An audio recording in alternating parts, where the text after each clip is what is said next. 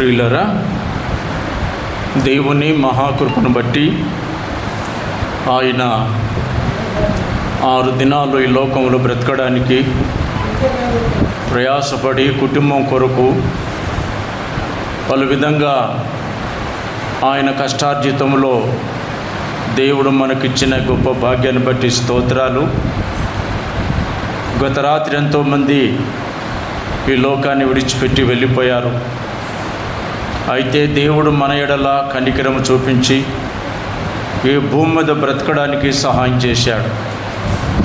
ఈ ఉదయకాలపు ఆరాధనలో ప్రభువును ఆరాధించడానికి దేవుడు సజీవ లెక్కలో ఉంచినాడు. అందును బట్టి దేవునికి స్తోత్రాలు. చిన్న ప్రార్థన చేసుకుందాం.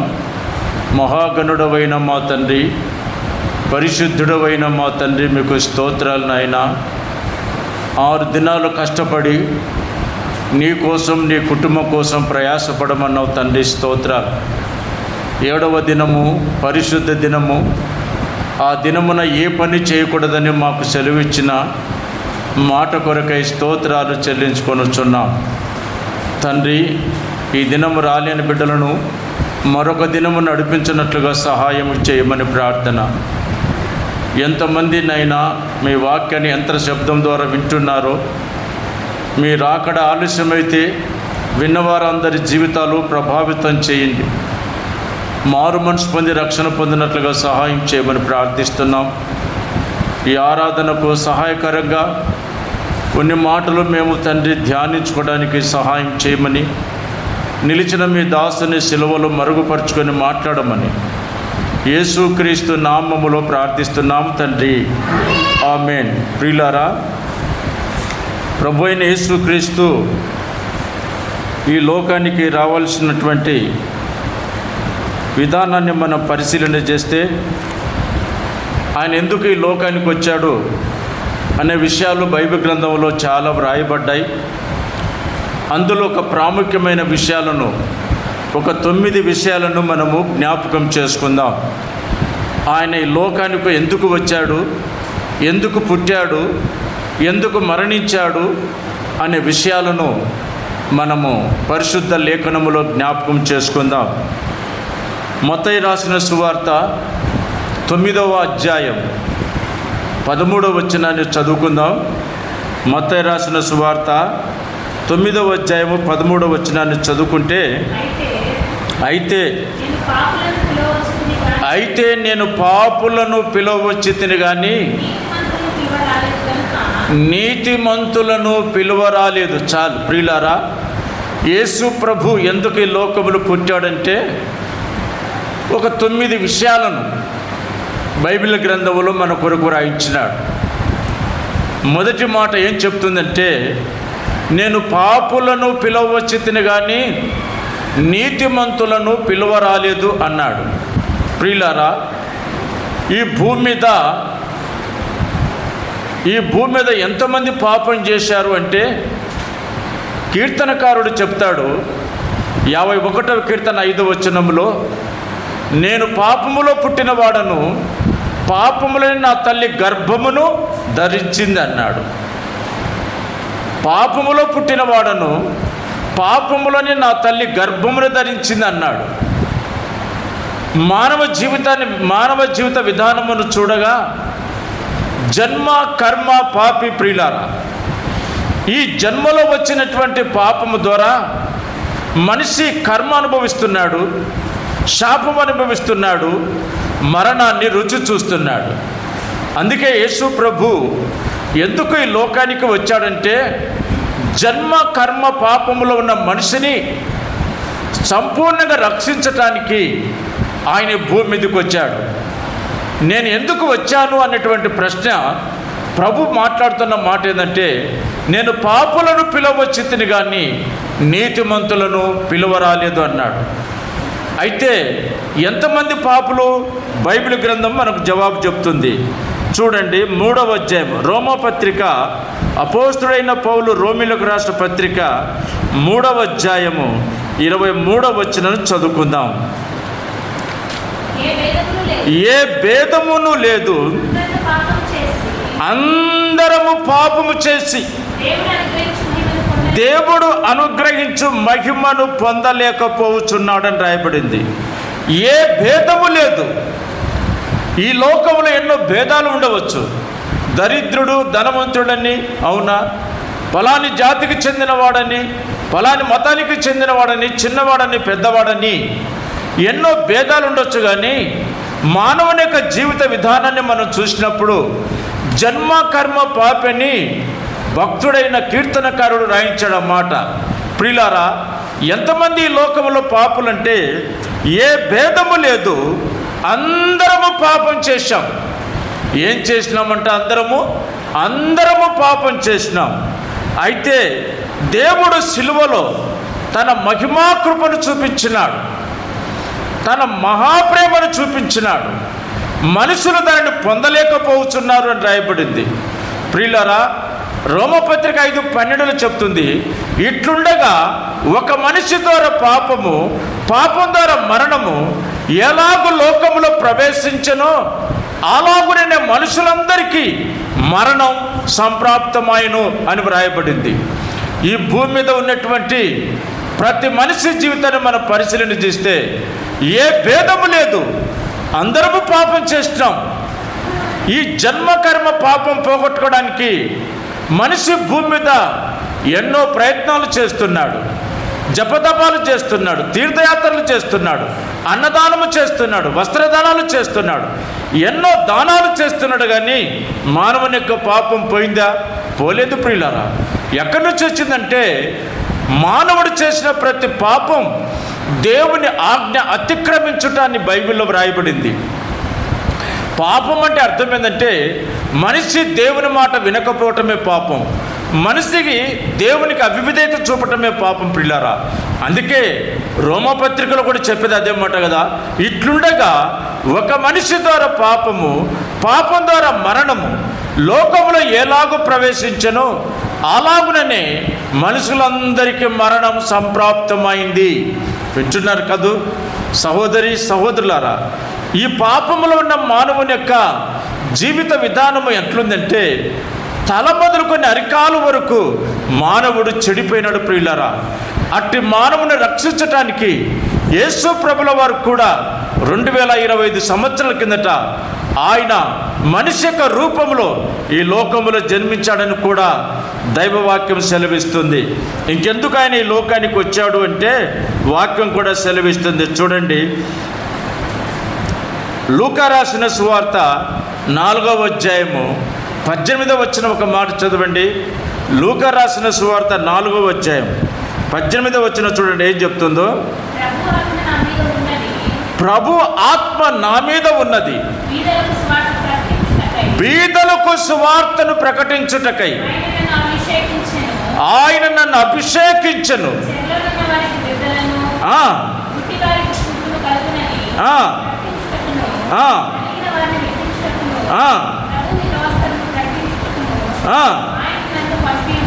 ఆయన నన్ను పంపి ఉన్నాడు.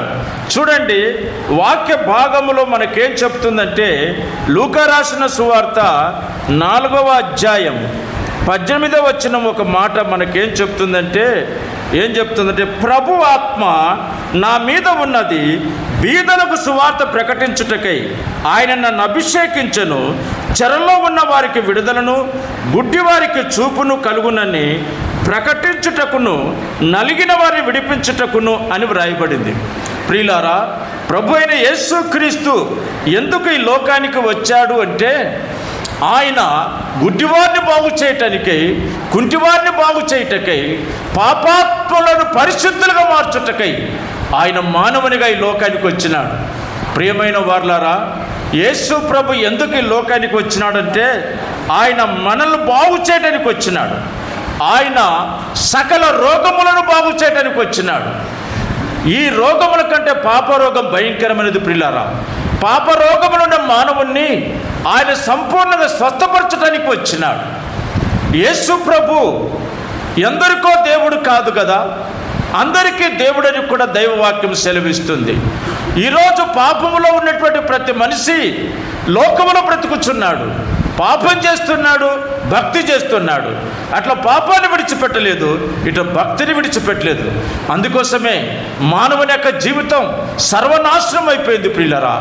అట్టి నాశనకరములున్న మానవుని జీవితాన్ని బాగు చేయటానికి యేసు ప్రభు ఈ లోకానికి వచ్చినాడు. ఈ లోకములో ఉన్న ప్రజలను ఆయన ప్రేమించినాడు. లేఖనము సెలవిస్తుంది, దేవుడు లోకమునెంతో ప్రేమించెను కాగా తన కుమారుడైన యేసు ప్రభు లోకానికి పంపించి ప్రతి మానవుని నిమిత్తమై తన కుమారుణ్ణి ఆ శిలువకు అప్పగించాడని కూడా దైవ గ్రంథం సెలవిస్తూ ఉంది. అట్లయితే మన పాపం పోవాలి అంటే ప్రధాన కారణం ఏంటంటే యేసు ప్రభు ఈ లోకములో మనకు కనపడుతున్నాడు. నేను పాపులను పిలవచ్చి తిని అన్నాడు. ఎంతమంది పాపులు అంటే ఏ భేదము లేదు, అందరము పాపం చేసినాం. సహోదరి సహోదరులారా, పాపం నుంచి విడుదల కలిగించేవాడు, శాపం నుండి విడిపించేవాడు, మరణము నుండి తప్పించేవాడు, నరకము నుండి తప్పించేవాడు ప్రియులారా ప్రభు అయిన యేసుక్రీస్తు. అందుకోసమే ఆయన భూమి మీదకి రావడానికి కారణం ఉందని కూడా బైబిల్ గ్రంథం సెలవిస్తుంది.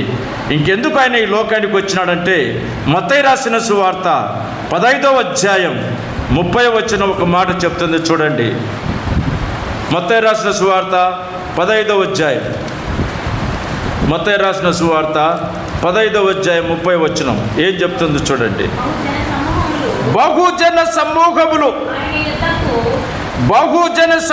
ఆయన వద్దకు కుంటివారును, గుడ్డివారును, మూగవారును, అంగహీనులు మొదలైన అనేకులను తీసుకొని వచ్చి ఆయన పాదములతో పడవేసిరి. ఆయన వారిని స్వస్థపరిచెను. దేవునికి స్తోత్రం కలుగును గాక. ఎవరు తీసుకొని వచ్చినారు ఆయన పాదాల దగ్గరికి?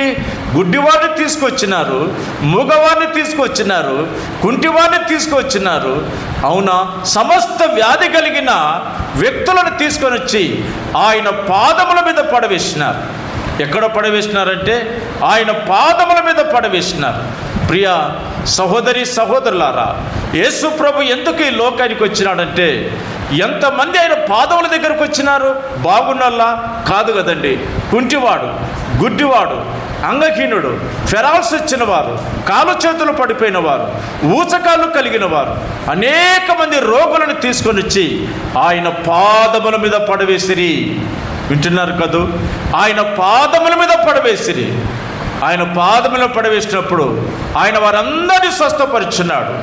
ఆయన అందరినీ స్వస్థపరిచినాడు ప్రియులారా. వాక్యం కూడా చెప్తుంది, ఈయన సమస్తము బాగు చేసేవాడు. ఏం చేసినాడు ఈయనంటే సమస్తమును బాగు చేసినాడు. మానవుని యొక్క శరీరంలో ఉన్నటువంటి అవయములు చెడిపోయినాయి.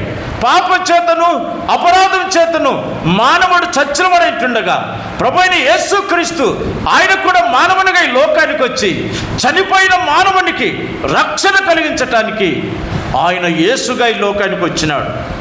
సహోదరి సహోదరుడా, ప్రభు అయిన యేసుక్రీస్తు దగ్గరికి మనం రానంత కాలము మన పాపము పోదండి. మన పాపమునకు ప్రాయశ్చిత్తం యేసు ప్రభువే.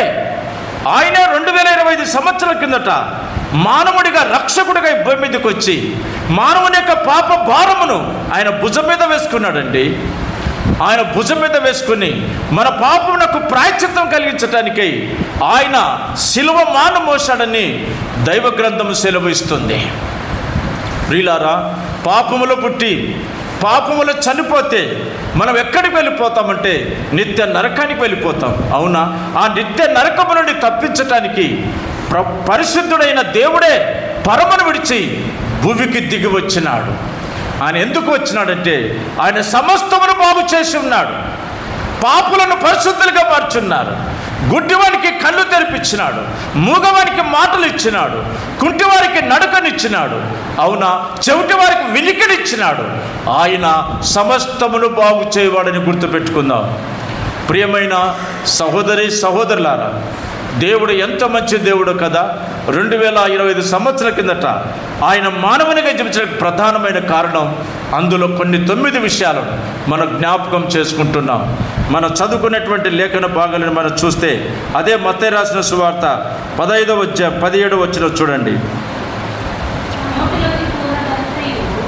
మత్తయి రాసిన సువార్త 8వ అధ్యాయం మత్తయి రాసిన వార్త 8వ అధ్యాయం 17వ వచనం. 8:17. ఆయన మాట వలన దయ్యములను వెళ్ళగొట్టి రోగునెల్లను స్వస్థపరిచెను. అందువలన ఆయనే మన బలహీనతలను సహించుకొని వహించుకొని మన రోగములను భరించెనని ప్రవక్త యెషయా ద్వారా చెప్పబడిన మాట నెరవేర్చబడిను. వింటున్నారు కదా, లేఖనములు నెరవేరినట్లు జరుగుతున్నాయి ప్రియులారా. యేసు ప్రభు ఏదైతే ఈ భూమి మీదకి వచ్చి మానవుని కోసం వాక్యం రాయించినాడో లేఖనములు నెరవేరుచున్నాయి ప్రియులారా. ఆయన మాట వలన దయ్యములు వెళ్ళిపోతున్నాయి, ఆయన మాట వలన రోగములు వెళ్ళిపోతున్నాయి, ఆయన మాట వలన మన బలహీనతలు వెళ్ళిపోతున్నాయి, ఆయన మాట వలన మన పాపములకు శుద్ధీకరణ జరుగుతుంది ప్రియులారా. ఎందుకు యేసు ప్రభు ఈ లోకానికి వచ్చినాడంటే ఆయన మాట వలన మనకు జరుగుతున్న కార్యం ఏమిటంటే శుద్ధీకరణ, స్వస్థత, విడుదల, రక్షణ అని గుర్తుపెట్టుకుందాం ప్రియులారా. అట్లయితే దేవుని వాక్యం సెలవిస్తుంది ఆయన ఎందుకు వచ్చినాడు. 3వ మాట, ఆయన ఎందుకు వచ్చినాడంటే మత్తయి రాసిన సువార్త 20:28 వచనం చదువుకుందాం. ఆయన ఎందుకు ఈ లోకానికి వచ్చినాడు 3వ మాట 20:28 చదువుకుందాం. మత్తయి రాసిన సువార్త 20వ అధ్యాయం 28వ వచనం. అలాగే మనుష్య కుమారుడు పరిచారము చేయించుకున్నట్టుకు రాలేదు, కానీ పరిచారము చేయుటకును అనేకులకు ప్రతిగా విమోచన క్రయధనముగా తన ప్రాణము ఇచ్చినాడు. దేవునికి స్తోత్రం కలుగును గాక. యేసు ప్రభు ఎందుకు భూమి మీదకి వచ్చినాడంటే అనేకులకు విమోచన క్రయం అంటే వెల చెల్లించుట ప్రియులారా. దేవుడు మనుషుల పాపం కొరకై ఆయన వెల చెల్లించినాడు. ఏమిటి వెలంటే ఆయన పాపుల కొరకు చనిపోయినాడు, సమాధి చేయబడ్డాడు, ఆయన 3వ దినమున తిరిగి లేచినాడు ప్రియులారా. లేచినాడు ఆయన ప్రతి మానవుని పాప నిమిత్తమై ఆయన స్వరక్తము కార్చినాడు. ఎబ్రీ పత్రిక కూడా చెప్తుంది ఆ మాట. అపోస్తుడైన పౌలు ఎబ్రీలకు రాసిన పత్రిక, అపోస్తుడైన పౌలు ఎబ్రీలకు రాసిన పత్రిక మనకేం చెప్తుందో చూడండి. అపోస్తుడైన పౌలు చూద్దాం. 9వ అధ్యాయం 21వ వచనం. 9వ అధ్యాయం 21వ వచనం. అదే విధముగా గుడారము మీదను సేవా పాత్రలన్నిటి మీదను ఆ రక్తము ప్రోక్షించెను, మరియు ధర్మశాస్త్ర ప్రకారము సమస్త వస్తువులను రక్తము చేత శుద్ధి చేయబడననియు రక్తము చిందించకుండా పాప క్షమాపణ కలగదనియు సామాన్యముగా చెప్పవచ్చునని లేఖనములు వ్రాయబడింది. నా ప్రియ సహోదరి సహోదరులారా, యేసు ప్రభు ఎందుకు ఈ లోకానికి వచ్చినాడంటే రక్తము ప్రోక్షించుట ఎవరి కొరకు? మానవుని కొరకు ప్రియులారా. చెడిపోయిన మానవుని కొరకు, గొర్రెల వలె దారి తప్పిన మనిషి కొరకు ఆయన రక్తమును చిందించినాడు, ఆయన ప్రాణం పెట్టినాడు. ఆయన పాపాత్ముల కొరకు తన స్వరక్తమును కార్చినాడు. ఆయన ప్రజలను విమోచించి రక్షించినాడు. ఎవరాయనంటే ఆయన విమోచించడానికి వచ్చినవాడు, రక్షించడానికి వచ్చినవాడు, ప్రజల కొరకు ప్రాణం పెట్టినవాడండి. రక్తము చిందించకుండా పాప క్షమాపణ లేదని చెప్పిన ప్రకారంగా 2025 సంవత్సరాల కిందట యేసు ప్రభు మానవునిగా ఈ లోకానికి వచ్చి ప్రతి మనిషి కొరకై తన రక్తమును ధారపోసినాడండి. ప్రతి మనిషి కొరకై తన ప్రాణం పెట్టినాడు. ప్రతి మనిషి కొరకై తన స్వరక్తము ద్వారా పాపమును శుద్ధీకరణ చేసినాడండి. అంటే మనిషిని పరిశుద్ధపరిచినాడు. వింటున్నారా ప్రియ దేవుని ప్రజలారా? అందరికీ దండం పెట్టి చెప్తున్నా, యేసు ఎందుకు వచ్చాడు అంటే ఆయన విమోచన క్రయధనముగా తన ప్రాణము మన కొరకు అర్పించినాడండి. సిలువలో మన కొరకు తన ప్రాణం అర్పించినాడు. ఆయన రక్తమును ధారపోస్తున్నాడు. ఎందుకంటే రక్తము చిందించకుండా పాప విమోచన లేదన్నట్టుగా ప్రభువైన యేసుక్రీస్తు ప్రభుల వారు ఈ ప్రపంచంలో శరీరం ఉన్న ప్రతి మనిషి కొరకై తన ప్రాణం పెట్టినాడు, తన రక్తమును ధారపోస్తున్నాడు. ఇంకేం చేసినాడో చూడండి.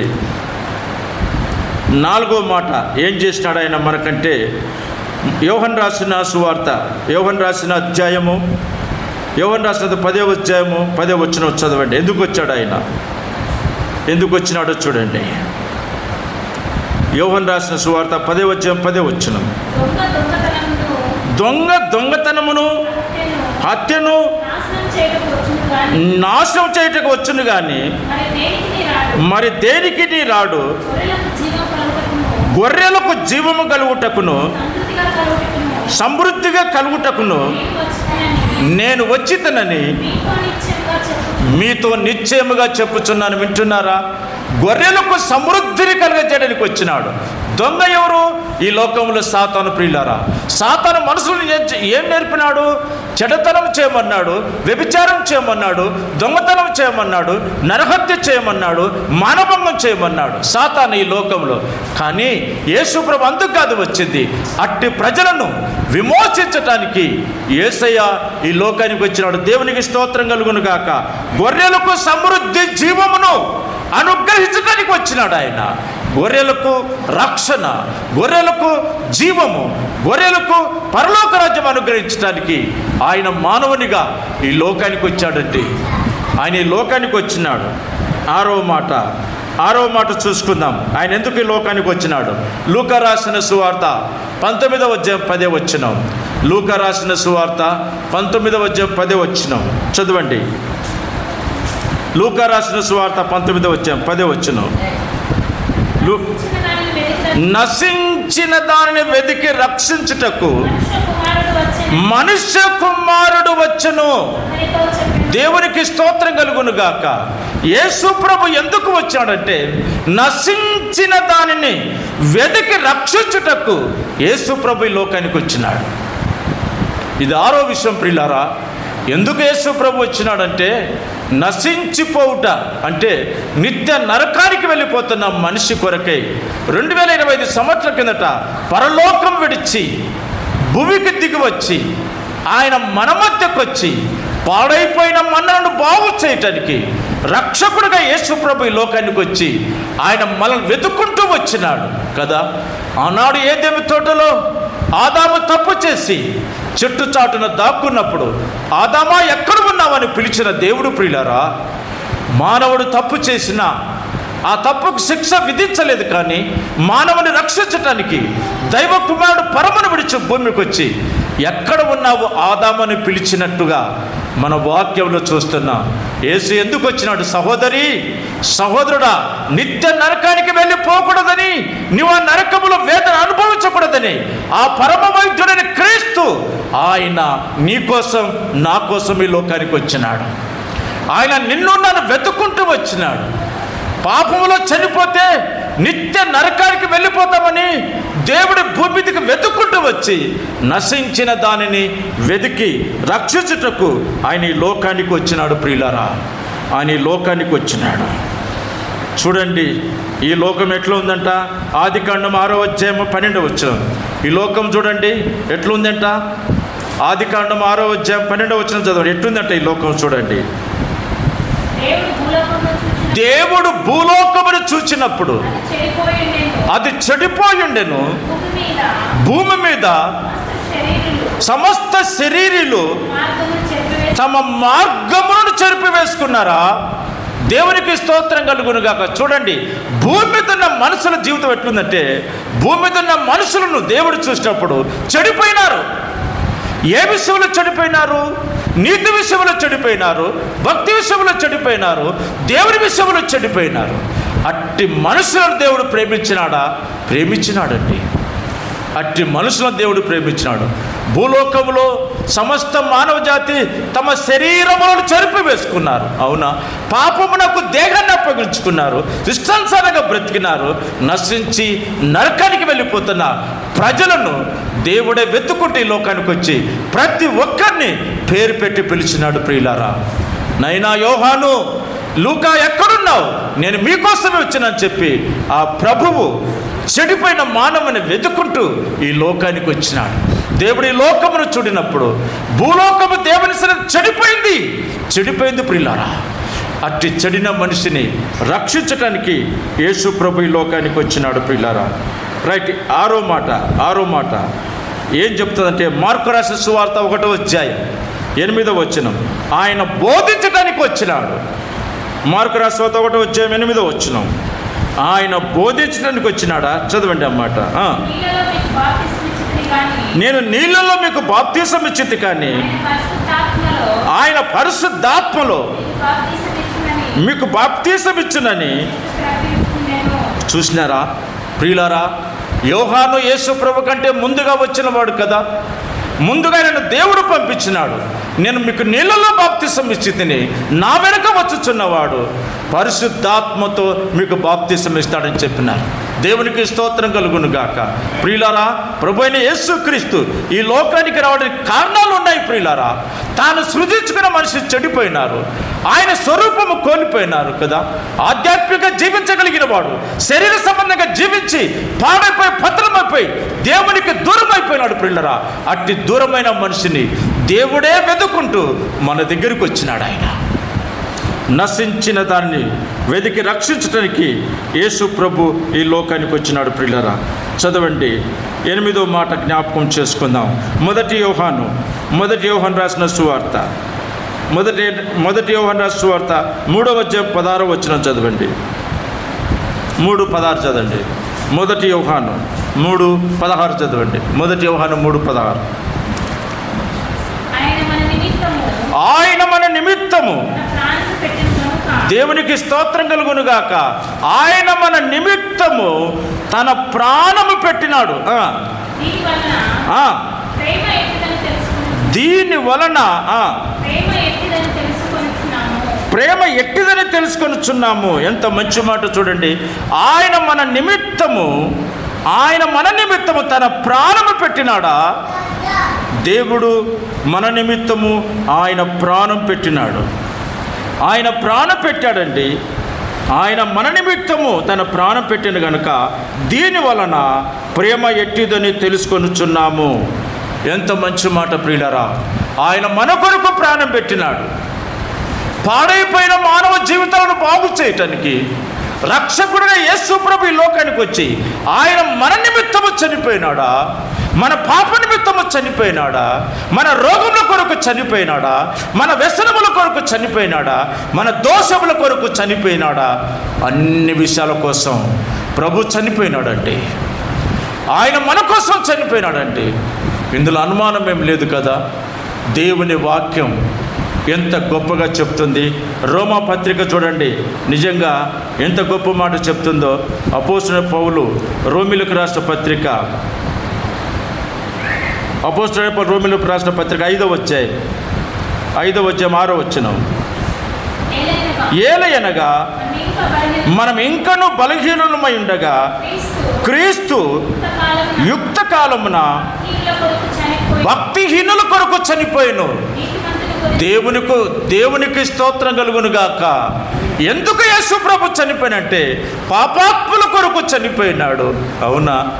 పాపాత్ముల కొరకు చనిపోయినాడు, భక్తిహీనుల కొరకు చనిపోయినాడు, బలహీనుల కొరకు చనిపోయినాడు. అవునా? అరికాలు మొదలుకొని తల వరకున్న రుగ్మతులు రోగములు కలిగిన మనిషి కొరకు ఆయన చనిపోయినాడండి. ఆయన చనిపోయినాడు. యేసయ్య మన కొరకు చనిపోయినాడు. యేసయ్య మన కొరకు ప్రాణం పెట్టినాడు. యేసయ్య మన కొరకు రక్తమును కార్చినాడు. ఆయన చనిపోయినాడు. అట్లయితే ఆయన చనిపోయి లేచాడో లేదో చూడండి. బైబిల్ గ్రంథంలో 1 కొరింథీయులకు రాసిన పత్రిక 15వ అధ్యాయము 3వ వచనం ఒక మాట చదవండి. 3వ మాట ఒక మాట చదవండి.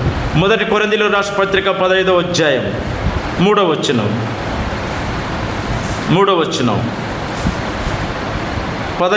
1 కొరింథీ 15:3లో ఏం చెప్తుంది?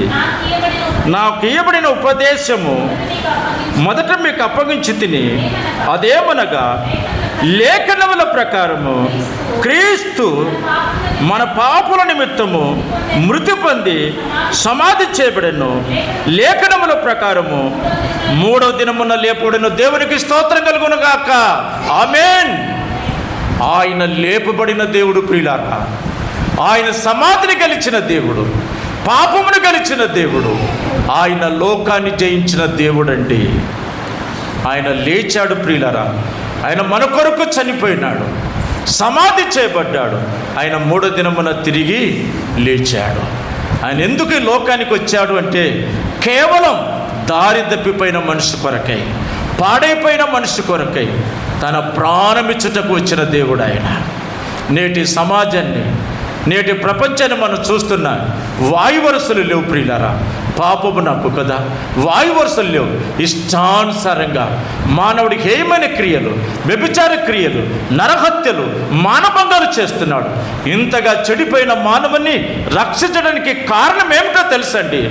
దేవుడు మొట్టమొదటిగా మనిషిని తన స్వరూపములో సృజించినాడు, తన రూపములో సృజించినాడు, తన ఆత్మ మానవునికి ఇచ్చినాడు. అట్టి మానవుడు మరణానికి వెళ్ళకూడదని ఆ మనిషి కోసమే ఆ దేవుడే మరణించినాడు. ఆ దేవుడే మరణించినాడు ప్రియులారా. అందుకోసమే యేసు ప్రభుకు మనం కృతజ్ఞతాస్తుతులు చెల్లించాలి. రక్షణ దేవుని కృపావరం, జీవం దేవుని కృపావరం. ఈరోజు 6 దినాలు బ్రతికామంటే ఇది దేవుని కృప. God is love. దేవుడు మనం ప్రేమించినాడు, దేవుడు మనం కనికరించినాడు. ఆ పాపము నుంచి, ఆ దోషము నుంచి ఆయన తప్పించినాడు, గొప్ప రక్షణ ఇచ్చినాడు. దేవునికి స్తోత్రం కలుగునుగాక. గొప్ప రక్షణ ఇచ్చాడు. అందుకోసమే యేసు ప్రభుని నమ్ముకోవాలి, ఆయన సన్నిధికి రావాలి, ఆయనను ఆరాధించాలి, ఆయన స్తుతించాలి, ఆయన ఘనపరచాలి, ఆయన మహిమపరచాలి ప్రియులారా. కారణం ఏమిటంటే ఆయన మన కోసం. అమ్మా అయ్యా, అమ్మా అయ్యా దండపెట్టి చెప్తున్నా, ఆయన మన కోసమే. అయ్యా ఆయన మన కోసమే, అమ్మ ఆయన మన కోసమే. ఆయన మనందరి కోసమే సిలువలో మరణించినాడు, రక్తమును దారిపోసినాడు, ప్రాణం పెట్టినాడు, తిరిగి 3వ దినమున లేచినాడు. దేవుడు ఈ మాటలను ఆయన వెనికిడిలో దీవించునుగాక. ఆమేన్.